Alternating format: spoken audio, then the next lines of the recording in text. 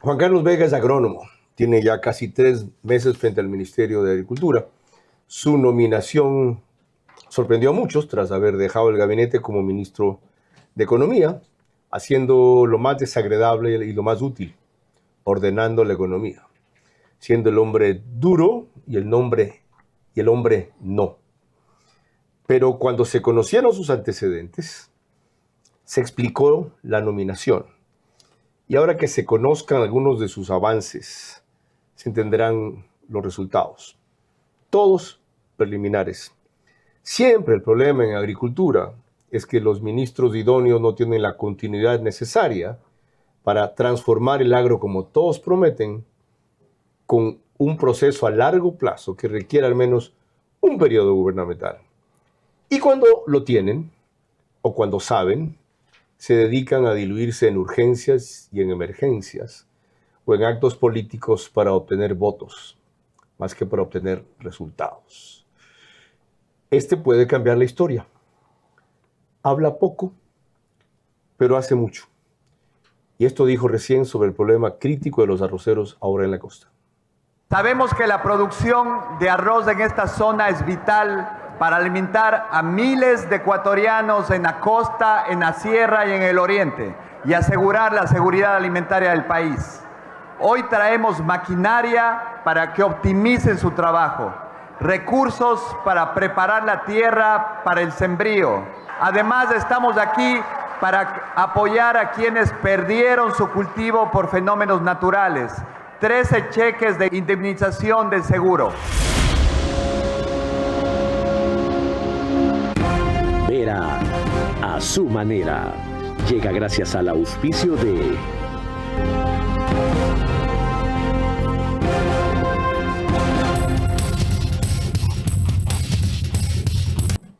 Pero el presidente de la República también estuvo ocupado del tema del arroz, que se ha agravado no solo por las inundaciones del invierno, sino por la relación comercial con Colombia, que ha decidido no comprar nuestro arroz, siendo ellos de los mayores importadores de nuestro producto. Y a la vez tocó un punto clave, que las piladoras siguen siendo las grandes explotadoras de los productores. No todas, pero ante eso fíjense la medida radical que anunció.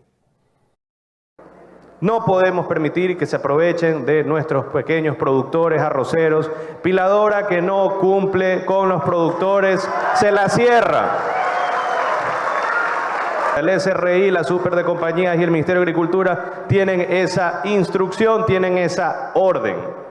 También estamos en un programa este año, desde ahora hasta principios de mayo. Vamos a comprar 20.000 toneladas de arroz con cáscara, directo a los productores, sin las piladoras de intermediarios. De esa manera pueden estar tranquilos que en su próxima cosecha van a tener al gobierno que les compre. Desde ahora, regístrense, se firma una promesa de compra-venta, contra entrega se paga. Punto, solución, 20.000 toneladas. Por si no se fijaron, atrás del presidente estaba un grupo de agricultores con varios de los programas emblemáticos de lo que ahora es el MAGP, tractores, decía, kits agrícolas, kits pecuarios, personería jurídica, AFC. De eso y más vamos a hablar con Juan Carlos Vega, ministro de Agricultura, Ganadería y Pesca, en los próximos 60 minutos. Yo solamente te pediría eso. Controlar las pasiones. Por lo demás, tú nunca te fuiste porque tu puesto como entrevistador, el mejor entrevistador de la televisión, quedó vacío y finalmente has regresado a tu cauce porque el brío vuelve a su cauce. Bienvenidos especialmente a quienes nos siguen en los Estados Unidos por Macro Digital. Anoche estuve vigilando la métrica y es impresionante. Empezamos en 15.394 y se mantuvieron el 85% hasta el final. Ahora, muy poca gente ve un programa de 1 hora. Terminamos con 13.500, 13.800 y algo. Nuestro invitado de ahora, que ya presenté, tiene 53 años. Él dice que no es ni ingeniero ni economista, sino agrónomo, ok. Ministro de Agricultura, Ganadería y Pesca, fue ministro de Economía y Finanzas. Su cuenta en redes sociales es Juan C. Vega S. ¿Esa es? Sí, ese es. ¿La usa? Sí, claro. ¿Usted mismo escribe Activamente. o le escriben? Una combinación de las dos cosas. Así debe ser. Pues. Sí, pero siempre estoy al tanto de lo que está ahí, obviamente. Señor ministro, bienvenido. Ya entraremos a hacer una revisión de lo que yo aseguro que ha hecho mucho y debo decir también trascendido poco y de cuánto es con relación a lo que piensa hacer. Pero primero, enfrentemos la situación del arroz. ¿Qué van a hacer, más allá de lo que ya dijo el presidente, frente a esa situación de crisis que sobre todo genera el cierre del mercado colombiano? Muchísimas gracias, Carlos, por la oportunidad de hablar de este sector que me apasiona, a la cual he dedicado una buena parte de mi vida como agrónomo, que creo que ese es el título más cercano a los agricultores, a la tierra y a los ganaderos y ahora también al sector de pesca. El arroz es una cadena de altísima importancia en el Ecuador, no solo por la cantidad de personas que viven del arroz, ni las 300.000 hectáreas que se siembran, casi el 90% entre Guayas y los ríos, sino porque también todo el resto de ecuatorianos de la sierra, del oriente y hasta de Galápagos, muchos comemos arroz 3 veces al día. Es la base de la seguridad alimentaria del país. Entonces no es cualquier otro cultivo, cualquier otro producto que se lo deja de sembrar, que uno se va a otra alternativa. Es un cultivo muy centrado en la cultura de la costa, el famoso arroz con pato, que aquí hay inclusive en zonas aquí en Guayas que se... ¿Dónde comen más arroz que aquí en el mundo? Solamente los países asiáticos tienen un consumo per cápita más alto que el Ecuador. China, Japón, Tailandia. Sí, sería de entender cuál es la base antropológica por la cual el Ecuador y no Colombia y no Perú y no Brasil comemos tanto arroz, ¿no? Bueno, menos mal ustedes entienden que este no solamente es un problema económico, sino también una necesidad cultural. Más importante todavía saber la respuesta. ¿Cómo van a paliar la crisis? A ver, cuando recibimos el ministerio, ya habían en marcha ciertas alternativas de intervención. Una con arroz en cáscara, trabajando con las piladoras, y otra con arroz pilado, un esquema que lo llamaban las ferias inclusivas. Que lo culminamos fue una intervención de 5.6 millones de dólares comprando arroz a través de las piladoras a los productores de Guayas y de los ríos. Ya fue una primera intervención y ayudó a sostener el exceso de oferta sobre la demanda. Ya que usted menciona el tema, ahí conocí de un caso de un individuo llamado Ledesma, que es uno de los piladores más fuertes de los ríos, en donde el gobierno le dio un fondo para comprar arroz, 1 millón y algo más, y el señor no les pagó al precio mínimo, sino a todos $20 lo toman o lo dejan. ¿Qué hicieron o qué hacen con casos así? Ahí lamentablemente hubo un mal entendimiento con este empresario. Luego ya de conversar con él y hacerle entender la importancia que era en cumplir a los productores, porque él tenía un argumento que había recibido más arroz del que tenía el dinero, pero esa era la cantidad de dinero que tenía las garantías. Entonces el Estado no le podía dar más dinero que eso. Entonces llegamos a un entendimiento y ya los productores están 100% pagados y se ha corregido. Caso. En el caso entonces, ¿ustedes dieron un margen adicional de plata? No.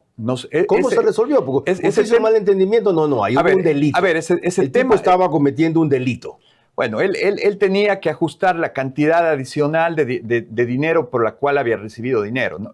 El esquema estaba armado para que por el 1.100.000 él pague el 100% a los productores que alcanzaba con esa cantidad de dinero. Pero sigue siendo su culpa. Recibió más arroz. ¿Para qué recibió más arroz del que podía pagar? Y su solución fue: a todos le pago menos. ¿Qué tal? Exacto. Esa fue una solución no bien ejecutada.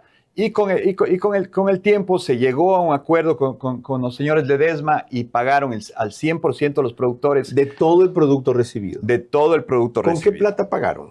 Con la plata de ellos, porque era una transacción entre privados. Si él tomó la decisión de recibir más arroz, debía pagar esa diferencia como compra todo el resto del arroz de sus piladoras. Ahora, lo otro que el presidente acaba de proponer es radical. Ya, pues también es complicado. Para que no hayan estos líos, les va a comprar el arroz en cáscara los productores. ¿Dónde lo van a guardar y dónde lo van a apilar ustedes? A ver, hay que entender claramente que el arroz en cáscara es la forma como se tranza en el mundo el arroz, porque el arroz en cáscara tiene la protección, o sea, para decirles, la cáscara de arroz tiene hasta sílice, que es el componente del vidrio. Correcto. Entonces, la forma como la naturaleza ha hecho para almacenar arroz, El envase y en del cáscara se lo puede almacenar, hay anécdotas de hasta 10 años. ¿Usted va a buscar el arroz exportar, pilado, entonces eso? Claro, ya elaboro sobre el uso de eso. El arroz pilado es un arroz ya para consumo humano, pero tiene una duración en la costa del arroz de 4 meses. Entonces es muy complicado comprar arroz pilado si no se tiene un mercado ya asegurado. ¿Lo ve usted montado sobre el caballo? Estoy montado sobre el caballo. Es un serrano que sabe de arroz. ¿Ya? Y la otra cosa que yo le bromeaba, le digo, qué bueno que un serrano, ministro de Agricultura, venga a un programa de televisión o vaya al campo, que no sea con guayabera, porque creen... Disfrazado de mono. Que sí, claro, exacto. Creen que entender a la costa es ponerse guayabera. Ok, y sí. Volvamos al tema. Entonces, volvamos al arroz. En el arroz, lo que se va a hacer es almacenar en cáscara. Se están abriendo mercados internacionales. Hay conversaciones con El Salvador, hay conversaciones con los Emiratos Árabes. Se dice que pronto también se va a abrir el mercado venezolano para exportación de productos alimenticios. Por otro lado, también se está viendo localmente otras alternativas de uso del arroz. Hay licores de arroz, hay papeles de arroz, hay una cantidad de otros productos, panes de arroz. Los asiáticos tienen una variedad de productos aparte del arroz cocinado que comemos aquí. Por otro lado, lo importante sobre la oferta y la demanda del arroz que hay que entender. Una gran cantidad del arroz sale luego de la cosecha de invierno. Entonces ahí salen grandes cantidades de arroz y el consumo obviamente está mes a mes. Entonces lo importante es poder almacenar, vamos a alquilar silos, luego de eso, ya cuando pase el tiempo de la cosecha y la demanda se vaya estabilizando, se puede ir liberando ese producto en el mercado, como también el objetivo del decreto que sacó el presidente es también resguardar la seguridad alimentaria, porque en momentos también con el clima puede llegar a faltar arroz. En la cosecha 23-24 el arroz llegó a comercializarse a $55 la saca, a $42 la saca, cuando ahorita... ¿En la del 2024, hace 2 años? Claro, hace poco. ¿A eso? Poco. Entonces el arroz es muy sensible. Muy estacional también. Muy estacional, dependiendo de la cantidad que se coseche, al clima, al exceso de agua, a la falta de agua. Y por eso es importante tener capacidad de almacenamiento. Eso es un tema que para el largo plazo queremos retomar, el que tengamos más capacidad de almacenamiento para regular la oferta y la demanda. Una cuestión breve más. Daniel, voy a usar el reportaje que está aquí como cuarto, como tercero. El video RTS dice el arroz de aquí a esperar, pero antes permítanme recordarle que nos pueden seguir por Facebook y YouTube de Carlos Vera, en Extreme es canal 15 de Vito TVO, en DirecTV es canal 194 de Manavisión. En estas 2 cableras y todas las demás salimos por RTS. Gracias a eso, 40,000 RTU, sí. Gracias a eso salimos se conectan más o menos 40,000 hogares todas las noches, 10,000 más en radios. Centro, 101.3 FM, Candela con K, 89.3 FM en Manabí, La Bonita del centro del país, igual frecuencia en Chimborazo, Cotopaxi y Tungurahua, y en Quito, 101.7 FM, Radio Sucesos, líder en información en la capital de la República. Mañana en Radio Sucesos, de 8 a 9, Félix Narváez, y a las 13 horas estamos con el debate de Centro Digital, que hoy empezó con el 50% de arancel que le acaba de poner el gobierno del Ecuador a las importaciones colombianas. Y entendemos y explicamos por qué. Ojalá otros lo supieran entender, porque les duele solo el país cuando les afecta el bolsillo. Aquí está lo que les anticipé, y es un video de RTS, este sí. Y el arroz de aquí esperar hasta que bajen las aguas. Sí, pues hasta el sembrío, que es por el mes de mayo para adelante, que bajen las aguas, esperar que bajen las aguas, pues, a ver si en mayo bajan las aguas, para poder empezar de nuevo. A pesar de todo lo que ustedes están perdiendo, igual les toca entregar la saca de arroz de 200 libras en apenas $20, ¿no? No, mijo, está equivocado. 240 están recibiendo ahorita 240 libras. las piladoras y a $20. $20. Sí. Pero en las tiendas está en 50 centavos. Que no hay control, pues, mijo, nadie controla las tiendas, nadie controla nada. Es una pérdida para La ustedes. pérdida para el agricultor es totalmente. Que en la agricultura tampoco de nada, el desmonte uno lo hace, cosecha y sale en contra. No hay ganancia, ese precio no hay ganancia. Los insumos están carísimos.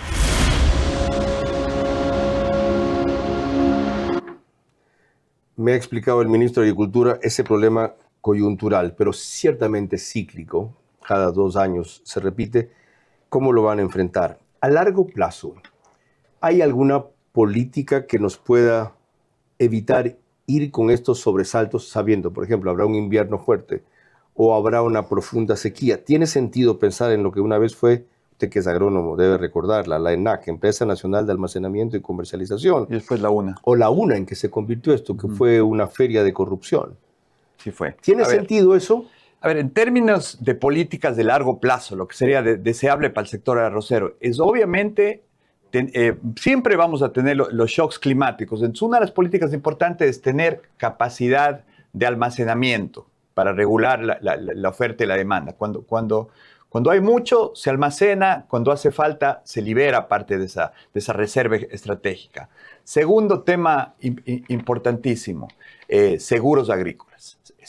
Ahora, con el cambio climático, los cambios de sequía, tener seguros agrícolas para que le protejan al productor a que recupere al menos sus costos de producción y pueda volver a invertir. ¿No existen seguros agrícolas, señor ministro? Tenemos Su antecesor, un Daniel proyecto. Palacio, ¿se llama? Danilo Palacios. Perdón. Sí. ¿Me habló de eso? Sí, está montada una política de seguros agrícolas, pero el reto es ampliarlo y que la cobertura, porque el propio principio de la industria de los seguros es que mientras más estén asegurados, las primas bajan y se vuelve más accesible. Okay. Entonces es importantísimo Aumentar el universo de asegurados. El universo de asegurados, y además lo que estamos trabajando ahora es un tema que se llama seguros paramétricos, donde ya la indemnización viene amarrado al clima. Si hay una gran inundación alrededor de Milagro, entonces no se está esperando que se hagan los papeleos, sino todos los que están alrededor de Milagro reciben inmediatamente su indemnización, porque hay una variable climática que ya desencadena el pago del seguro. ¿Sí se da cuenta usted lo cómodo que lo veo en ese puesto? Eso espero. Está cómodo, o sea, se Estoy en mi papayal, digamos. Exactamente, se siente sobre el potro, relajado, hasta se ríe, no está tenso, fluido. Me alegro. Sí. Enseguida volvemos con más del ministro de Agricultura. Vera a su manera, crítico e independiente.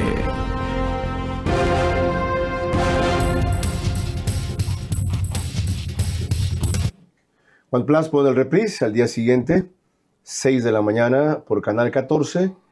Igual número en las 4 cableras que lo reproducen allí: Extreme, CNT, Claro TV y NetLife.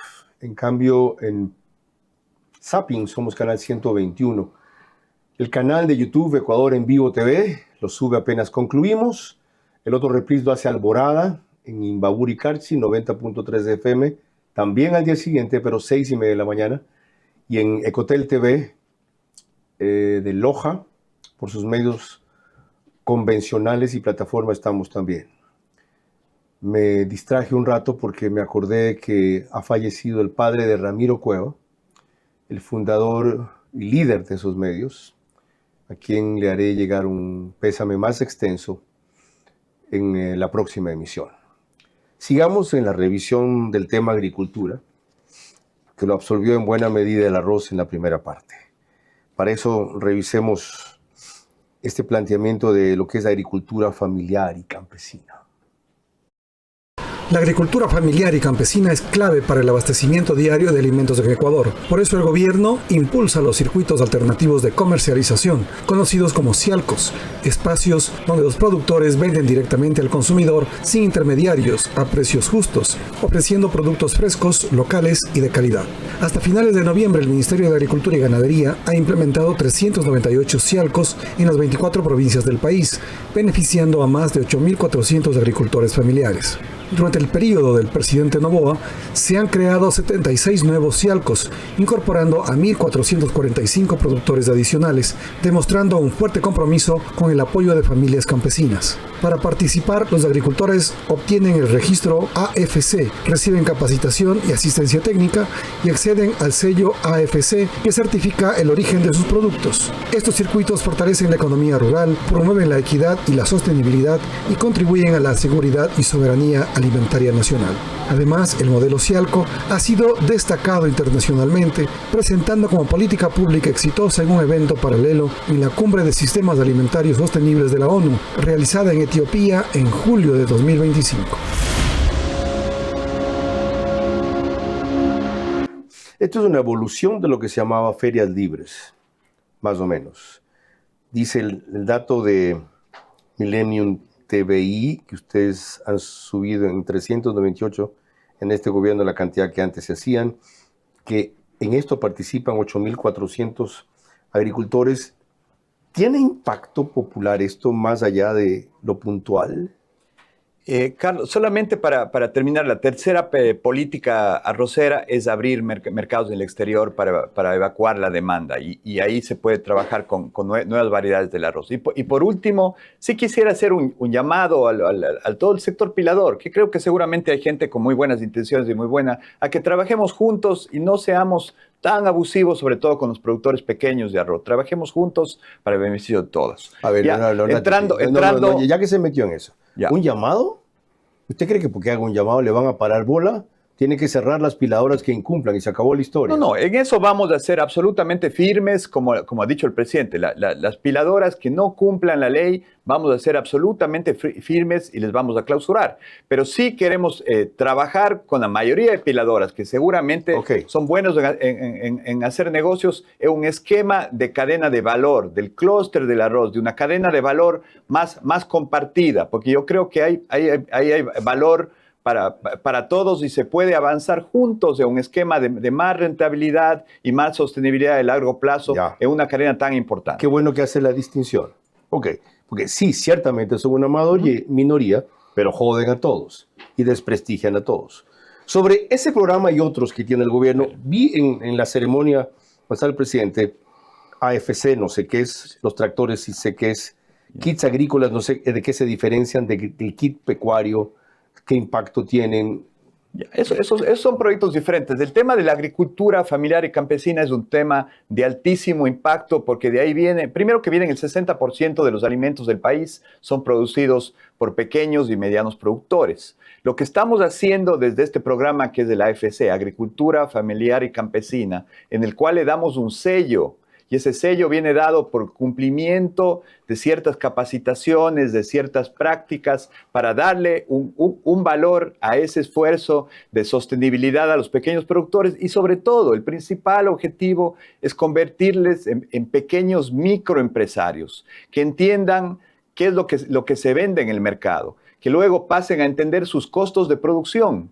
Muchos de los organismos internacionales me dicen en las ferias de estas chiquitas en el Ecuador, todo se vende a $1, pero no sabemos si le costó 20 centavos, 80 centavos o $1.20. Entonces, hacer entender el mercado, su costo de producción, su rentabilidad, su planificación de su flujo de caja, de su pequeña operación, tiene un impacto enorme y les lleva a tener esquemas más sostenibles, más rentables, de mayor generación de empleo y de supervivencia en el largo plazo. Ese es un universo enorme. Desde luego no lo alcanzarán a cubrir todo en el periodo de gobierno.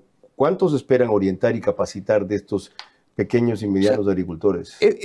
Lo que tenemos ahorita, estos 8.000 productores, creo que podemos multiplicarlo por 10 originalmente. Y la gran ventaja, y algo que he aprendido al estar dentro de este ministerio, que no sabía desde fuera, que una de las partes más importantes es trabajar con la cooperación internacional. En agricultura, en la pequeña agricultura con el pequeño productor, en agricultura sostenible, agroecología, hay mucho interés en la comunidad internacional. Nuestros grandes cooperantes son el FIDA, son FAO, son muchas ONGs Qué bueno internacionales. que usted lo diga, pero yo tengo la impresión de que son tecnócratas del bla, bla, bla nomás. pues.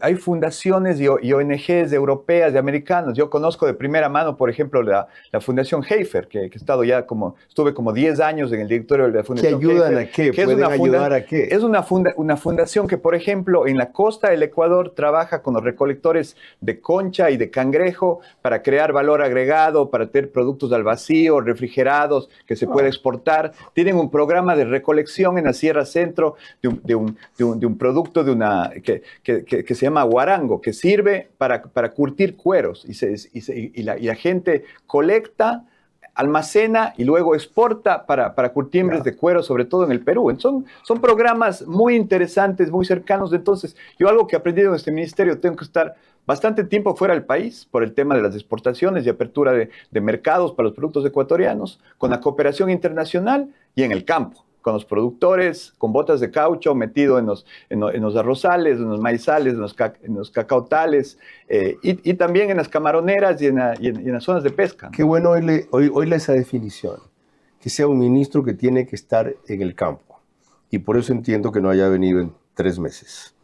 Cada mes en adelante, si le es posible, sin afectar su trabajo, sería bueno que le hagamos seguimiento a esto y difusión a esto. Ahora, entremos en 2 productos específicos a propósito de esta nota de TVC Noticias, que son banano y plátano. El gobierno nacional fortaleció las acciones para proteger el banano y el plátano, principales productos de exportación del país, que entre enero y noviembre de 2025 alcanzaron envíos por 6.3 millones de toneladas, con ingresos que superaron los 3.800 millones de dólares. Con este objetivo, el ministro de Agricultura, Ganadería y Pesca, Juan Carlos Vega, firmó un convenio de cooperación interinstitucional con el Consorcio de Gobiernos Autónomos Provinciales del Ecuador, CONGOPE, y la Agencia de Regulación y Control Fito y Zoosanitario Agrocalidad, orientado a prevenir y contener la propagación del fusarium.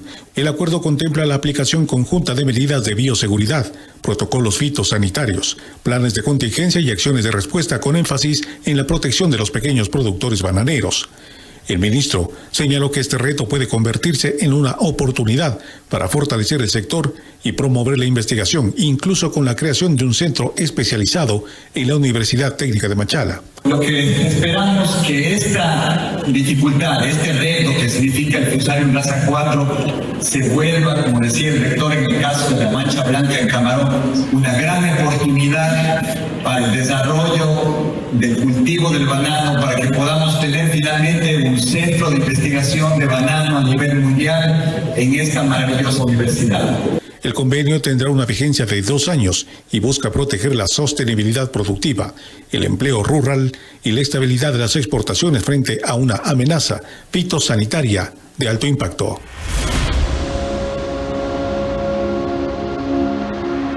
Le decía al agrónomo Juan Carlos Vega, cuando yo estaba revisando esta nota, que al principio no entendía por qué el ministro me viene a hablar ahorita en esta crisis para pensarla en una oportunidad, más allá de la frase que siempre se usa, porque quiero salir de la plaga. Después me habla de investigación. Y cuando veo la símil que hace con lo que fue la mancha blanca para el camarón, la entiendo. Ahora, ¿cómo marcha eso? ¿Se está entendiendo en el sector también?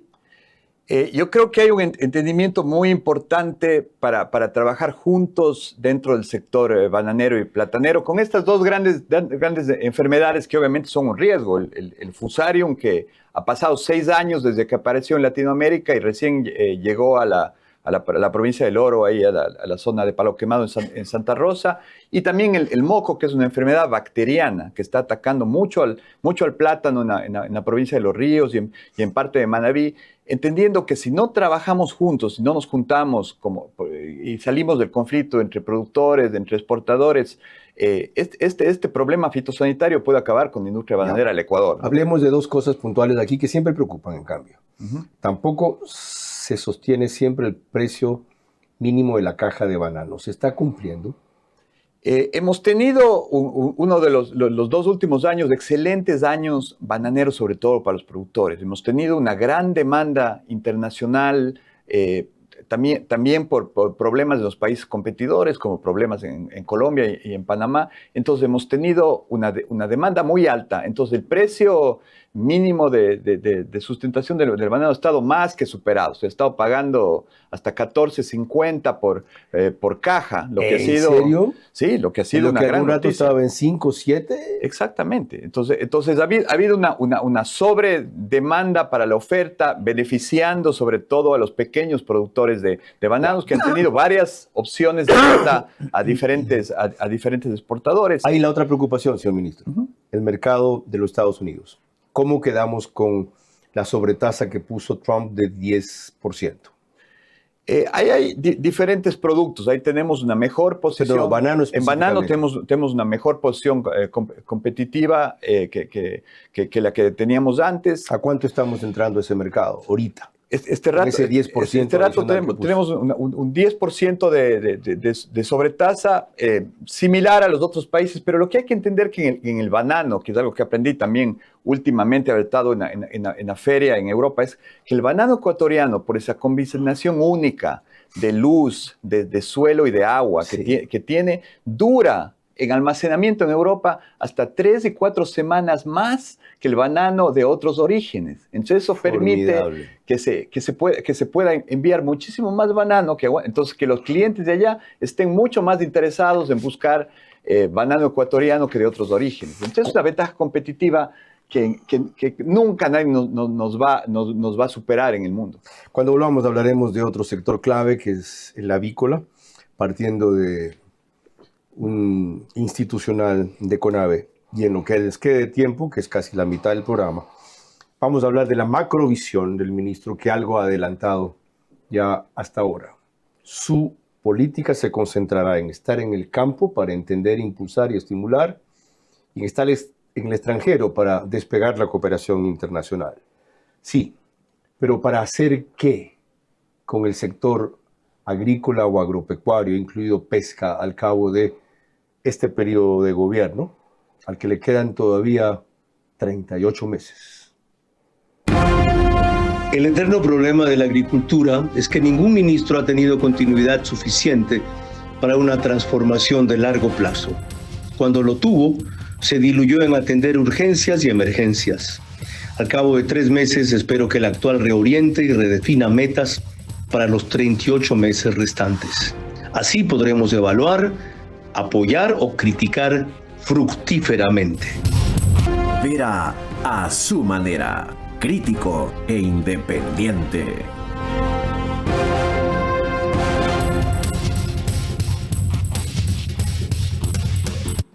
Macro Digital nos reproduce, y me olvidé de pasarte la métrica, la próxima semana. En los Estados Unidos, dentro de múltiples hogares ecuatorianos que son la mayoría de sus suscriptores, en más de 15,000 todas las noches se suman otro número del cual no tenemos métrica en España por Hispasat, en 23 de 24 provincias del Ecuador, 5 países, 148 cableras, 2 de ellas en Colombia, una en Lima. Eso me acuerdo, el número de zapping ahí en Lima es 129, pero luego dijeron que habían cambiado a 159, no estoy seguro. Para proseguir lo que les anticipé de la importancia de un sector que también la ha pasado mal recién, porque se vino al suelo el precio de los huevos. El sector avícola es motor productivo del Ecuador. Genera más de 300,000 empleos.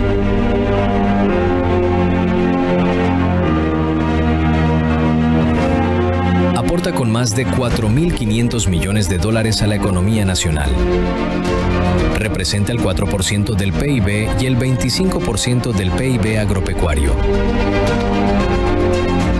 Ecuador produce 3.815 millones de huevos al año gracias a 14 millones de ponedoras.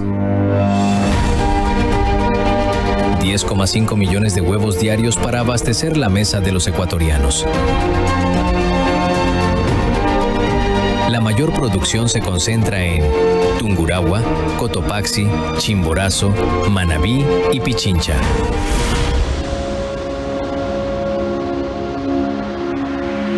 Más allá del precio del huevo, que fue coyuntural por una peste que felizmente se contrarrestó, Hay un problema que ha afligido mucho este sector y es un problema cultural más bien. Cada vez esta nueva onda, dentro de ellos la cultura woke, ataca más al huevo, cuando es una de las fuentes de proteínas más importantes que hay, y a su consumo por distintos motivos. ¿Qué se puede hacer desde el Estado en conjunto con el sector privado por temas así? Bueno, claramente la proteína del huevo es una de las mejores calidad que puede tener un ser humano para su nutrición, ¿no? Y ahí creo que hay que sumar todo el tema de proteína animal, donde hay que sumar también la carne de pollo, la carne de cerdo, que se ha incrementado tanto el consumo en los últimos años, y la carne de res como fuentes de aminoácidos básicos, de desarrollo mental. El huevo, yo veo que ha salido un poco de ese paradigma que era una gran fuente de colesterol y que no había que comer menos. Veo que los jóvenes, un sobrino mío se come 4 huevos al día, y creo que se está reivindicando la calidad de la proteína del huevo. Y en eso estamos trabajando. En estos días justo se está celebrando el Día Mundial del Huevo. Estamos trabajando con el sector privado para reivindicarlo. Todo el tema de proteína animal en el Ecuador tiene una alimentación estructural que viene dada por el maíz, porque tenemos un precio fijado para el maíz, tenemos productores, una muy importante cadena de maíz, y generalmente nuestro precio interno está por ahí 20 o 30% por encima del mercado internacional. Entonces, a pesar que tanto en huevo como en proteína animal tenemos oportunidades de exportación, el tener esa desventaja en costo es un reto que tenemos que trabajarlo, igual que con aspiradoras, con toda la industria. Tenemos que entender que hay pequeños productores de maíz que tienen que hacer una transición hacia ser más productivos, hacia usar más semillas de alta calidad, y en muchas zonas tal vez hacer una transición hacia otros cultivos, como ya se ha hecho en estos últimos años. Muchas de las tierras de maíz se han pasado a cacao, que sea una alternativa más rentable. Entonces, ir ajustando como cadena los costos de producción para que haya oportunidades para exportar también proteínas. Somos un país realmente bendecido, que nos sobran casi todos los alimentos. En el arroz sí nos comemos el 90% de lo que producimos, igual en la papa, pero en el resto de productos, o sea, de banano no nos debemos comer ni el 10% de lo que producimos. Ahora, qué bueno que menciona el cacao. Algo me quería decir usted esta cuestión. Esto tiene que ver con el programa de Renagro.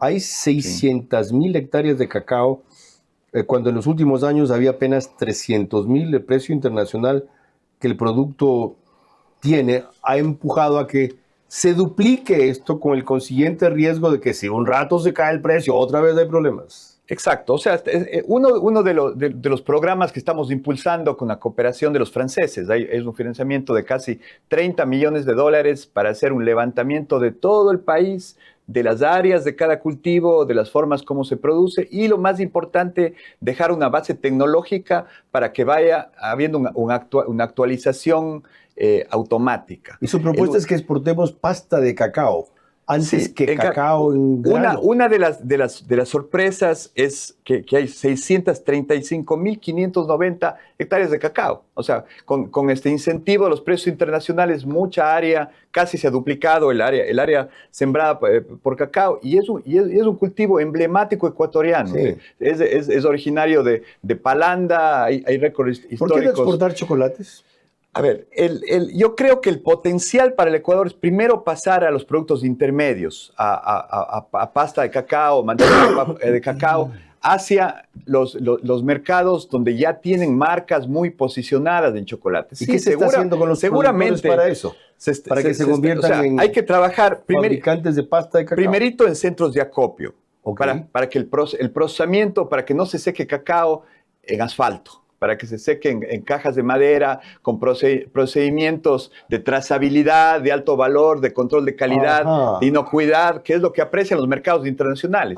También es importantísimo entender que... ¿Seguimos pateando cacao mucho en las veredas todavía? Como se hacía y en el asfalto, porque es negro. En los grandes patios así. Exactamente. Entonces es una mala práctica, porque absorbe el alquitrán y se deteriora la calidad del grano. Wow. Es importantísimo ir trabajando en eso con pequeños productores. Es importantísimo entender que Europa, a finales del próximo año va a tener una política que solamente va a importar cacao de zonas que sean libres de deforestación, y para eso hay que tener esto que se llama la trazabilidad, saber exactamente de dónde vino el grano que está llegando a Europa y que está saliendo de una zona que no fue deforestada para sembrar cacao. Creo que con eso ahora los productores lo van a entender mejor. Cuando volvamos, en cambio, me referiré a otro término que acaba de usar el ministro: deforestación. Porque resulta que el año pasado, creo, exportamos $1.000 millones en productos forestales, y él cree que tenemos un enorme potencial forestal. ¿En qué? ¿Por qué? ¿Para hacer qué? Al volver lo vemos. El eterno problema de la agricultura es que ningún ministro ha tenido continuidad suficiente para una transformación de largo plazo. Cuando lo tuvo, se diluyó en atender urgencias y emergencias. Al cabo de 3 meses, espero que el actual reoriente y redefina metas para los 38 meses restantes. Así podremos evaluar, apoyar o criticar fructíferamente. Vera a su manera, crítico e independiente.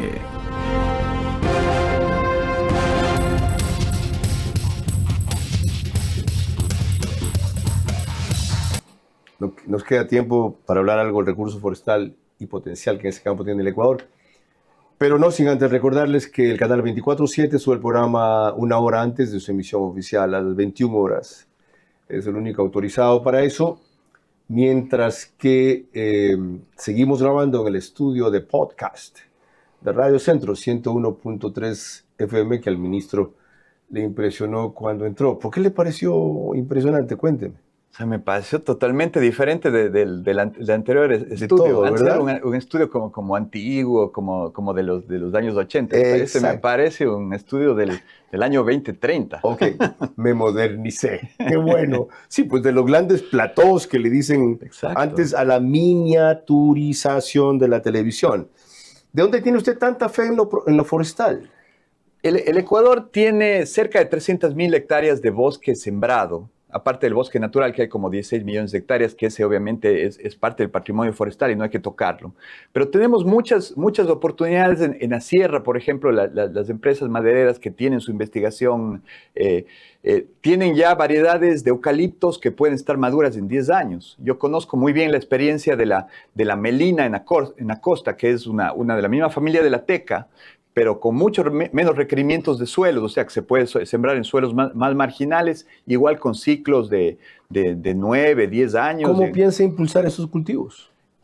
Tenemos un programa de incentivos, pero lo más importante es la apertura de mercados, es trabajar con la misma industria para tener sistemas de incentivos y de compra asegurada como materias primas. O sea, somos un gran exportador de banano y usamos una cantidad gigantesca de pallets. Entonces, muchos de los no nos abastecemos y tenemos que importar de Chile pallets. Hay industria, yo conozco industria... Esa no me la sabía. Sí. Importamos pallets, de sí, Chile, porque no nos hace falta. En algún momento vino la empresa Stadler a querer poner una planta de lápices aquí en el Ecuador. Claro. Y la melina es una de las mejores materias primas para hacer lápices. Tenemos un potencial de exportar tableros, de exportar... ¿Y cuándo usted le ha hecho esto al sector privado? ¿Se ha mostrado interesado? El sector privado tiene un programa muy interesante que le hemos estado viendo desde que estaba en economía, que se llama Polo Forestal. Otro potencial enorme que tiene el sector forestal es para poner molinos de papel. Somos también, como gran exportador de banano, un gran consumidor de cajas de cartón. ¿A qué se refiere con molinos de papel? Son molinos que en base a la pulpa de la madera se convierten en papel. Ok. Yo ¿sí? Me confundí con molinos de viento en que las aspas eran de papel. Ya. No, los molinos se hacen con pulpa de madera, obviamente con reciclaje también de papel, como se hace ahorita en las empresas cartoneras. Y ya que mencionamos este sector, es uno de los principales afectados con el bloqueo de las exportaciones a Colombia, porque Colombia también nos impuso un arancel muy alto. Si no me equivoco, una de las industrias es Novopan. Estuve viendo el otro día las cifras y van de 36 a 54 millones de dólares al año. ¿Qué le queda a industrias como esa mientras dure este problema? A ver, es obviamente un reto, tanto para la industria maderera como para la industria aceitera y también del lado de las importaciones para los insumos agrícolas, pero también, de nuevo, se puede convertir en una oportunidad para diversificación de mercados. Podemos buscar, esperamos que pronto Venezuela se vuelva de nuevo una oportunidad. Era un gran comprador de aceite de palma, por ejemplo. Es una oportunidad para tener otros mercados alternativos. En el plátano estamos también trabajando este rato para ver qué hacemos con ese plátano que no pasa en Colombia. Diversificar la dependencia es la clave. Es la clave tener varias alternativas de mercado y no tener concentrados. En algún momento, por ejemplo, se exportó plátano a Puerto Rico, pero claro, seguramente lo más fácil era hacia el mercado de lado, pero el seguir siempre pendientes de nuevas alternativas de mercado y no quedarnos enfocados en uno solo, creo que es la receta para mitigar el riesgo de largo plazo. Sin duda es la gran lección de esta crisis, más aún, señor ministro, cuando los Estados Unidos, que son de cierta manera el rector mundial de la economía, más aún con Trump, y de la forma en que usa su política arancelaria por razones estratégicas y de seguridad, tiene una política absolutamente volátil, otros dicen que impredecible en esa materia. Más aún en aquello, y lo han demostrado, incluso con nosotros que somos su aliado estratégico. No mercy. Para los gringos, primero América, segundo América, tercero América, es decir, ellos. Sí. Aprendamos la lección, porque además por eso votaron los Estados Unidos, aunque lo está haciendo de una manera tan ruda y a un precio tan alto que puede que por eso mismo pierda las elecciones en noviembre. Con las conclusiones del ministro de Agricultura, agrónomo Juan Carlos Vega, volvemos enseguida. El eterno problema de la agricultura es que ningún ministro ha tenido continuidad suficiente para una transformación de largo plazo. Cuando lo tuvo, se diluyó en atender urgencias y emergencias. Al cabo de 3 meses espero que el actual reoriente y redefina metas para los 38 meses restantes. Así podremos evaluar, apoyar o criticar fructíferamente. Su manera, crítico e independiente.